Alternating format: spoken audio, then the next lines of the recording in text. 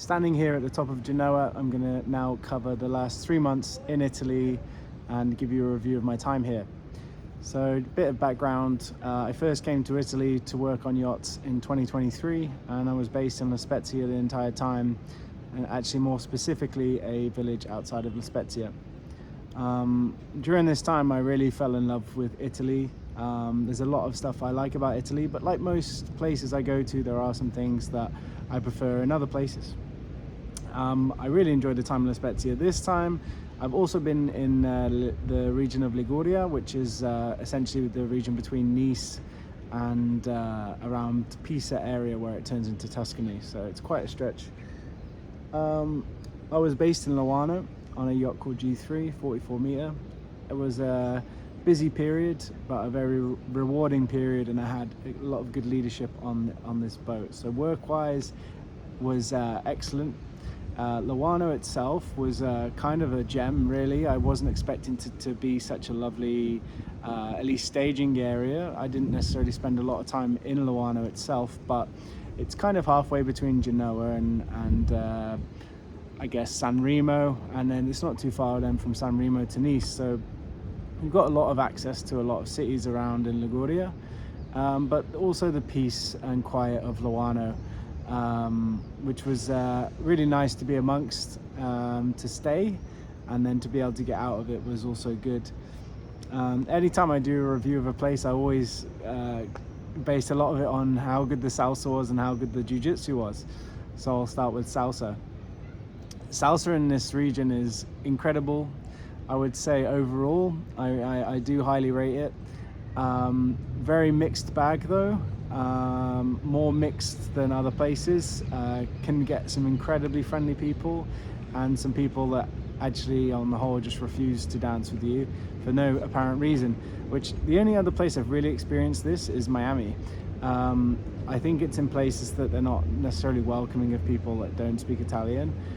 Even though I'm trying my best, I'm not to the point where I can have a full conversation, and I'm clearly not Italian. It's very obvious to tell that I'm not a lot of things because of the way I look. So very mixed bag, but in the end I found some locations that had a lot of younger dancers, which I much prefer. It's much more fun, and the connection's a lot better when you dance with people you're around your own age and ability. The best location would have been Varazze in Egua Club, which I found to go on Sunday was good 5 till 9, but they actually had another night on Saturday a bit later, and it started around 9 p.m. and it was actually right next to the marina, which was really interesting, and I ended up meeting a lot of friends in that location and having a great time. In general, Savona was not too bad. There were some other pop-up nights in Savona, and that was nearby to Varazze as well, which was good. The local dance scene in Loano was in a place called Borghetto Santo Spirito. It's the next village on, and you wouldn't believe it. This place had a huge dance hall, had 100 people from like the local communities, but it was mostly old people and a few young people. This was the place where I experienced the kind of getting rejected for no reason. They refused to dance with me, so there we go. But overall, like found a place where I felt happy, which was great. And some people coming, and so that was kind of salsa. I didn't do enough of the things I enjoyed. I think while I was here there was spates of like me being able to dance 4 days a week, but some weeks I just couldn't dance at all, and I was lucky enough to have a couple of weeks away on training courses, which was great. So it was a really good time for that. Jiu-Jitsu wise was a very small community, but good community, based in Albenga. Riviera Jiu Jitsu it's called.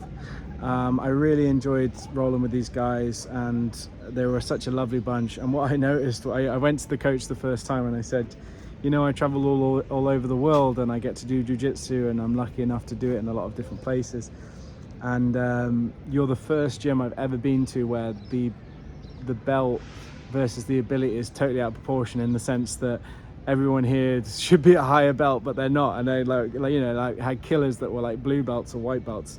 I mean, they weren't subbing me, but they were very good for their level. So I was super impressed, and I don't find that often when I go traveling. The UK seems to definitely have a higher standard than anywhere else I've traveled, although I haven't traveled everywhere, so we're yet to see. I'd be interested to try Jiu Jitsu out in Poland because I know they have a large community there. So that's Salsa and Jiu Jitsu.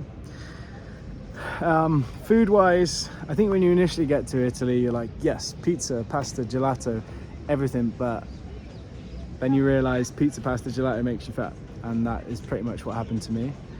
So I mean, most of the time I was eating on the boat, but then the times I did leave, it was pizza, pasta or gelato. So that wasn't so great.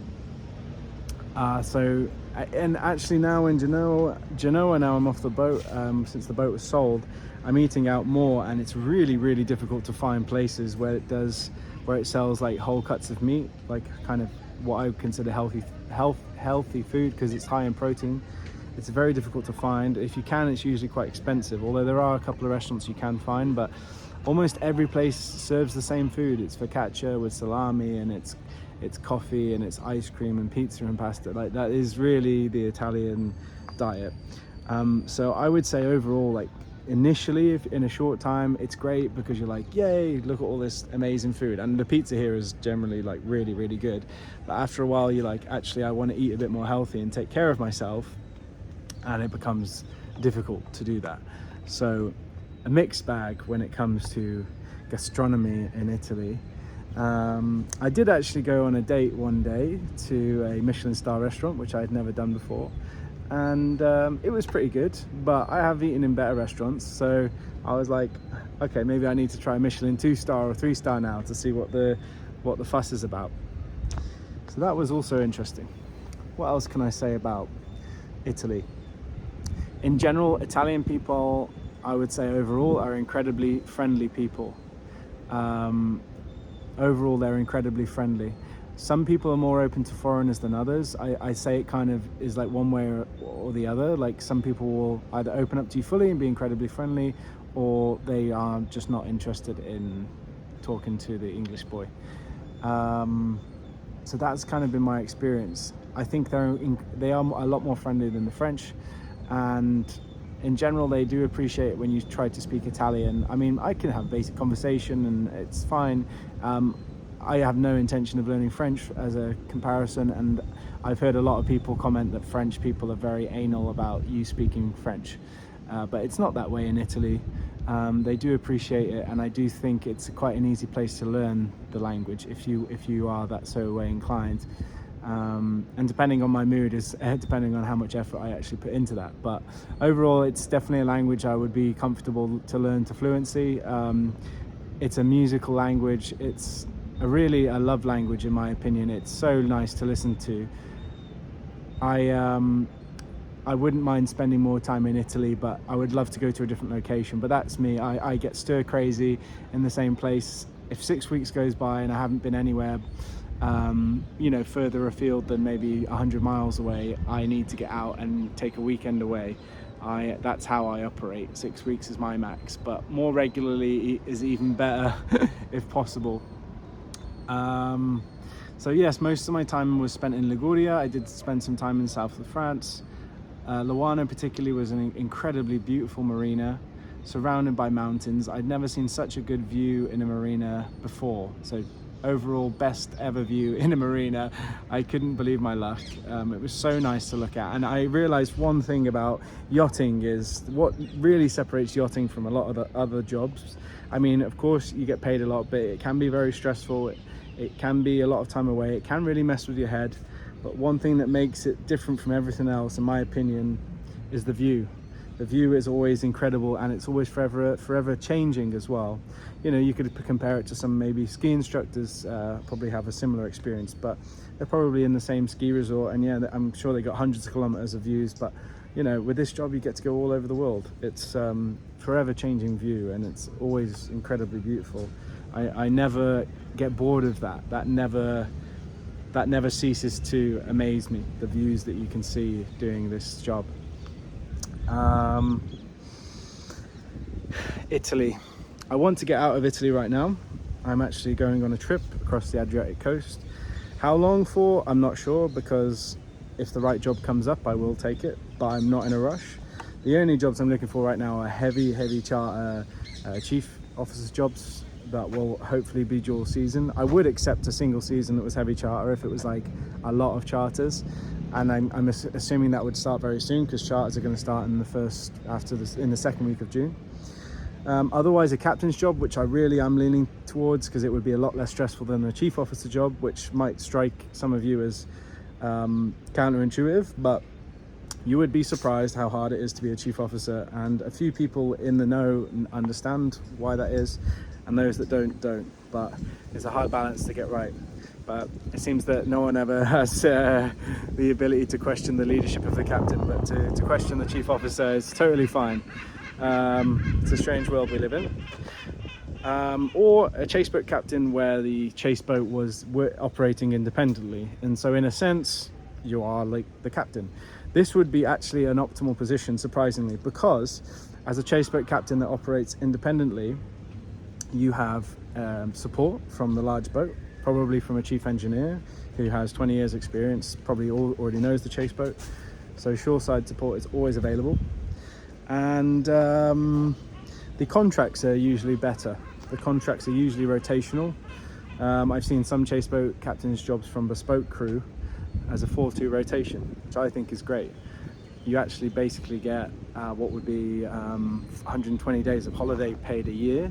I think that's really fair, and you're probably going to be taking that in the off season, and someone else is going to be doing all the maintenance work. So you get to do all the fun bit in the season, and then hand it over to someone else for the off season. So I think that would actually be ideal, and I'm definitely willing to wait for something like that. One thing I found hard in this application process is proving my drive time, although I have to say the training still that I did in the Navy when I was 24 has put me into an incredible position in terms of like my ability to maneuver vessels. I had some really quality instruction. It was essentially about 6 or 7 yachtmaster offshore prep weeks. I didn't realize how good it was at the time until I actually did my yachtmaster offshore prep week and realized, oh wow, I've actually been doing this over and over again in the Navy, and I was so fortunate to do that, and fortunate also to see 10 other people do it and how they did it, or didn't do it very well. So that's kind of my plan. Apply for jobs, travel via land to Athens via the Adriatic coast through Slovenia, Croatia, then into Montenegro and Albania, where I'm planning to spend most of my time in Montenegro and Albania because it's a lot cheaper there. But I do want to travel the whole of Europe eventually in the next 2 or 3 years. So I'm starting with the Adriatic coast, which is actually a very cheap place to go to. Most of Europe I haven't seen is the eastern part of Europe. I have been to most Western European countries at least more than once. I think that's sufficient. So that is the plan. That is the plan. However, in summary regarding Italy, and I always have to frame this in yachting because I plan to be in yachting for some time. I think Italy, for me right now, is the best place you could possibly be for yachts because of the presence here, how cheap Italy is, especially in comparison to south of France. Some things like eating out and drinking out is half the price, literally half the price. One good thing about that is cocktails are usually the same as shorts, so you can get cocktails like mojitos, really nice ones, for still €8 in nice places. That doesn't happen in France. And there's a lot of boat builders here: Ferretti, Bonetti, Baglietto and San Lorenzo. They produce a lot of boats. So if you ever wanted to be a build captain or work in that industry, and you wanted to learn Italian, which could be a part of my career, it's available. However, I haven't spent enough time in Croatia, Montenegro and Albania to see that they might be better for me. I know I wouldn't want to work in Barcelona, ironically, even though I speak Spanish. I know I wouldn't want to work in the Balearics or Malta. I wouldn't mind doing it for a few months, but I wouldn't like to be on a small island for a very long time because I like a lot of people. I like to travel around and meet a lot of people through dancing, through Jiu Jitsu. So I like a lot of options. The things I like are kind of niche. So when you have a small population, it means a very small community. And I like to have variety. So small islands are off the agenda for me. France, totally not interested. I don't mind doing it for the season because you're basically not involved with France, but I wouldn't want to live there. Especially south of France, it's incredibly overpriced, and overall the atmosphere is not as good as Italy, in my opinion. Always willing to change my mind if proven wrong. but so far that's what I've noticed. So Croatia could be possible, Montenegro could be possible. I think Albania is probably not possible. It seems very sparsely populated, but who knows where Albania is going to be in a few years. I think Montenegro and Albania are a couple of places to watch in terms of where the potential they have in the next couple of decades. As they're still not in the EU or the Eurozone, which I think can only be good for countries like these. I don't know why they'd want to be in it, considering what's happening with the EU. But so yeah, that's the plan. Overall, enjoyed my time in Italy, ready for a change. I even had an interview today for a job in Rhode Island, but it was private. It was a chief mate's job, it was private, but they were actually operating charters in the Caribbean in the winter. But I want something that's heavy charter, so I didn't accept it. Excited for the future.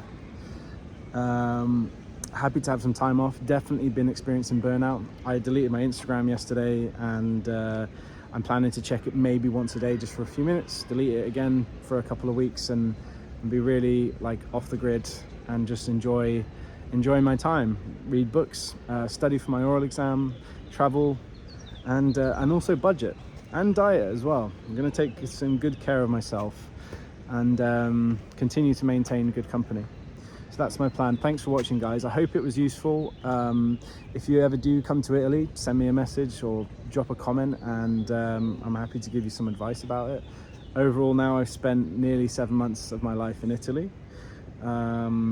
It's a beautiful place. There's so much of it I haven't seen. I mean, I'm doing a review of Italy based only on Liguria, so I'd like to see more of it. That's it, guys. Thanks so much. I will post a video about my travel in the Adriatic coast. I'm not sure how long it's going to be, maybe 2 weeks, maybe 4 weeks, probably maximum 6 weeks. That would be awesome. And then jump into some charters. Let's see what happens. Thanks for watching.